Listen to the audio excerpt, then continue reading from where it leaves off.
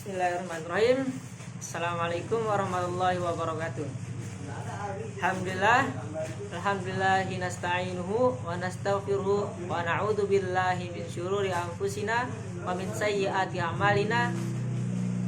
May yahdihillahu fala mudhillalah wa may yudlil fala hadiyalah. Asyhadu an la ilaha illallah wahdahu la syarikalah wa asyhadu anna Muhammadan abduhu wa rasuluh la nabiyya ba'da. Baiklah, langsung saja. Di sini saya akan menjelaskan sedikit tentang Quran surah An-Nahl ayat 36. Allah berfirman, A'udzubillahi minasyaitonirrajim. Bismillahirrahmanirrahim. Walaqad ba'atsna fi kulli ummatin rasulan an ya'budullaha wajtanibut taghut. Faminhum man hadallahu wa minhum man haqqat alaihi dhalalah.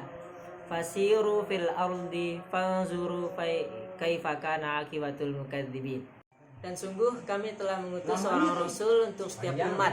Sembahlah Allah dan jauhilah tagut. Kemudian di antara mereka ada yang diberi petunjuk oleh Allah dan ada pula yang tetap dalam kesesatan. Maka berjalanlah kamu di bumi dan perhatikanlah bagaimana kesudahan orang yang mendustakan Rasul. Asbabun nuzul surah An-Nahl ayat 36 berkaitan dengan keadaan Nabi Muhammad SAW dalam berdakwah. Asbabun nuzul surah An-Nahl ayat 36 berbicara tentang motivasi atas perjuangan dakwah Nabi. Surah An-Nahl ayat 36 menghibur Nabi Muhammad SAW dalam menghadapi segala tantangan ketika berdakwah. Di dalam surah An-Nahl ayat 36 dijelaskan sudah menjadi suatu keniscayaan kalau ada yang membangkang dan ada yang menerima dakwah. Pengertian global dalam surah An-Nahl ayat 36. Ayat ini menghibur Nabi Muhammad SAW dalam menghadapi para pembangkang dari kaum beliau. Seakan-akan ayat ini menyatakan Allah pun telah mengutusmu. Maka ada di antara umatmu yang menerima baik ajakanmu dan ada juga yang membangkang. Kata togut terambil dari kata togo yang pada mulutnya berarti melampaui batas. Ia biasa diarti berhala-berhala. Karena penyembahan berhala adalah suatu yang sangat buruk dan melampaui batas. Dalam arti yang lebih umum, kata tersebut mencakup segala sikap dan perbuatan yang melampaui batas, seperti kekufuran kepada Tuhan, pelanggaran dan sewenang-wenang terhadap manusia. Allah mengabarkan kepada kita untuk meneliti sejarah umat terdahulu, baik umat yang memperoleh dan mendapat petunjuk dari Allah Subhanahu wa taala. Tafsir ayat.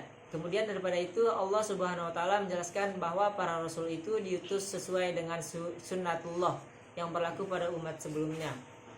Mereka itu adalah pembimbing manusia ke jalan yang lurus. Bimbingan rasul-rasul itu diterima oleh orang-orang yang dikehendaki oleh Allah dan menyampaikan mereka kepada kesejahteraan dunia dan kebahagiaan akhirat. Akan tetapi orang-orang yang bergelimang dalam kemusyrikan dan jiwanya dikotori oleh noda-noda kemaksiatan tidaklah mau menerima bimbingan Rasulullah itu.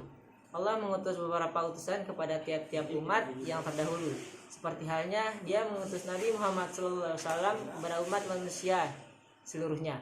Oleh sebab itu manusia hendaklah mengikuti seruannya, yaitu beribadat hanya kepada Allah SWT yang tidak mempunyai syarikat dan larangan mengingkari seruannya. Tidak boleh mengikuti tipu daya setan yang selalu menghalang-halangi manusia mengikuti jalan yang benar.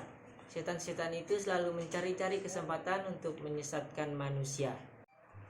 Sekian yang dapat saya sampaikan, kurang lebihnya saya mohon maaf. Wabillahi taufiq wal hidayah. Wassalamualaikum warahmatullahi wabarakatuh.